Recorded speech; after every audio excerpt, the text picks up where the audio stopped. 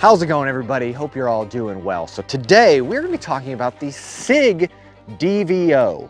And in my opinion, I think this is a very poor choice for the DOD to select this optic to replace legacy optics. And I'm going to explain all the details why, because on paper this thing looks really great.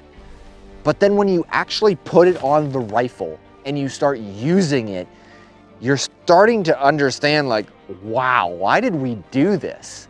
So that's what we're gonna dive into today. I know a lot of you are gonna be furiously typing saying, I can't believe you're gonna say something bad about it. Okay, get the context. We're gonna run down through the things and then you'll kind of understand what I mean.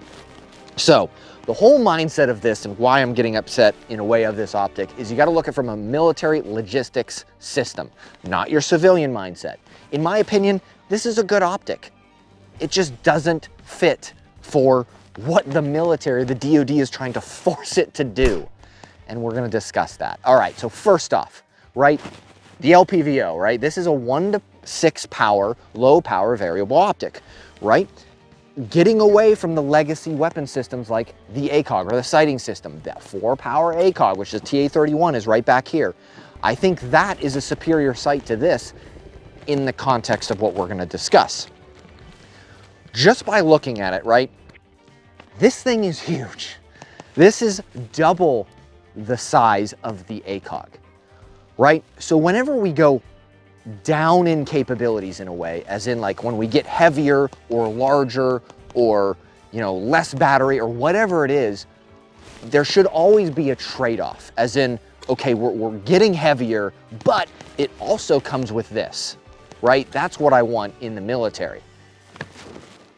I don't know what the trade-offs are because this thing is larger than the ACOG. It is heavier than the ACOG by 9 ounces. Now I understand this is a variable optic, so you can choose your magnification. Okay, choosing the magnification, is it really necessary? Sometimes it can be a benefit. But now this is a 1 to 6 power optic. That's a 4 power optic. I'm only gaining 2 more magnification power out of it. That's it. 2 magnification power is not enough for me to go, let's double the size, double the weight. And I want 2 extra magnification out of it. If this is a 1 to 10 in this capability, maybe 1 to 8, I could make that argument, right? Going, okay, I guess I can see it. But the magnification capabilities for size and weight are just not there, in my opinion. For example, look how large this thing is. This is the proper placement for this, right? I can't even close the front cover because my laser aiming device is in the way. Now, the laser aiming device, the PEC 15, or this one's a SOMO gear, that one's an AT PLC over there, but this one is pushed all the way further forward, and it's right here. Now, some of you are gonna say, well, why don't you just push the optic back? Well, that's hard because the eye box needs to be in a specific location. So when you present the weapon system, you're not like trying to hunt around for it. Now, I understand the ACOG had a lot of negative hate on the eye box, but once you got used to that eye box and trained with it, it's effective. Same can be technically said about this. You can train around it. But again, the weight and the size and the room, like, what the heck? Plus, the price. This thing is $2,200, $1,100. So the taxpayer is going to be paying more money for something that's heavier, larger. Is that worth it? And maybe not as capable. Next, durability-wise. I don't think that an optic like this is going to be as durable as something like the ACOG. Just my opinion. We've seen ACOGs perform like crazy feats, right? Being burned, shot, blown up, stuff like that. Do I think the glass, or in essence like the gearing or however they use the optic systems, is going to work? Is the electronics going to work? Which transitions me over into battery life. The battery life of this optic is 100 hours. That is like a troop getting posted out to do his job, and then it's like, oh, well, I'm going on weekend leave. I'm gonna be gone for 4 days. And he accidentally forgets to turn it off, right? Happens all the time. He puts it in the armory. 4 days later, he pulls this thing out of the armory and goes, my optic's dead. You know how many soldiers that are gonna be across the Army that have dead optics? So in my opinion, why even have illumination if it's only gonna last 100 hours? The ACOG is unlimited. I mean, if you compare it to an aim point or other things, we're talking tens of thousands of hours. Now, I understand LPVOs don't have that great of battery life, but again, why are we keep going down in capability? We should be going up as time progresses. The ACOG is a 1980s design. Like, come on. Getting a little ranty, let me back off a little bit. So next, removal of the rear iron sight.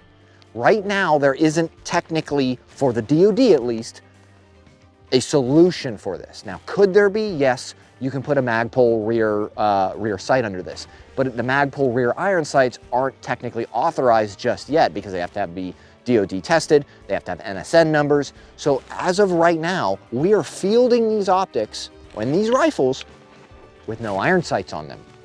That's a little sketchy.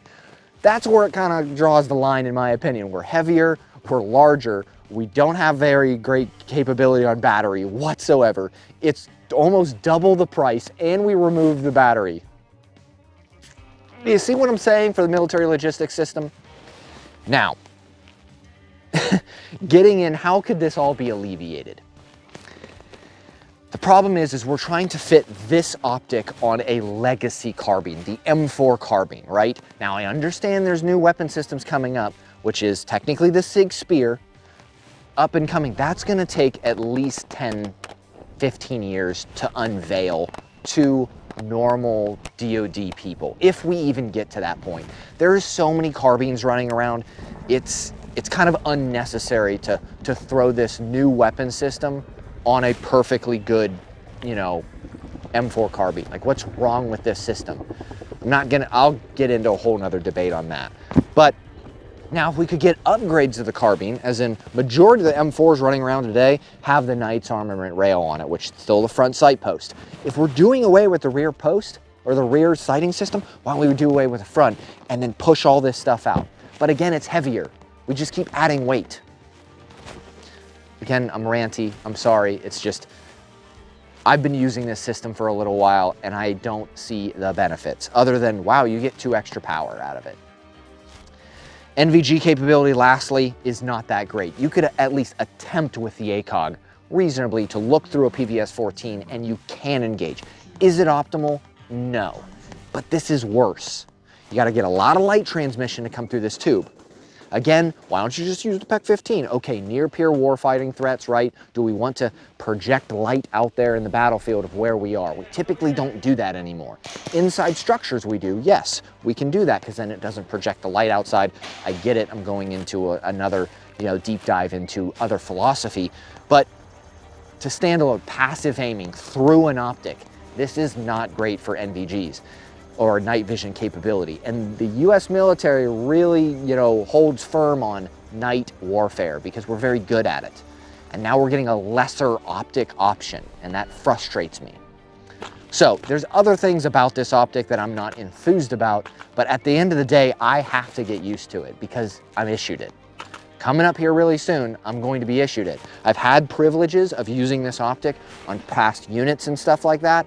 And again, that's why I'm making this video, because I have experience with it. And now it's just kind of like, I'm not happy with it. Just my opinion. Again, this is just my opinion of a guy that's just doing things once in a while in his career. So I think that's very valuable for most folks out there, in my opinion. Maybe it's not. Again, before we sign off, I do not think that this optic is a bad optic. I think it is very good at what it does.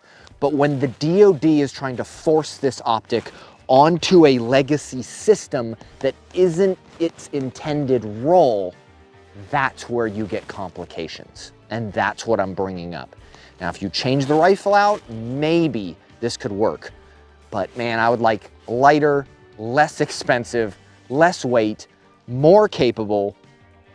At the end of the day, I'm gonna stick with the ACOG if I could. It'd be my choice because this has way more downsides than upsides. And that is my opinion. If you think differently, that's okay. Send it, start using it, start learning it, get good with it. That's my opinion. So if you guys like this kind of stuff, wanna see more, I definitely recommend liking, subscribing. We're gonna be doing more testing on this optic, and I wanna train with it. I wanna get good with this optic. I want to love this optic because it is on my rifle, and I want to be proficient with it. But if you guys want to see that up and coming, definitely like, subscribe. We have PayPal, Patreon if you want to get behind the scenes stuff, and we have patches and other stuff at my Big Cartel website. If you're interested in supporting the Prepared Airman channel, that's the best way to do it, along with Patreon, because Patreon literally allows me to afford things like this, and then we can discuss them. So it's pretty cool. So other than that, that's all I got to say.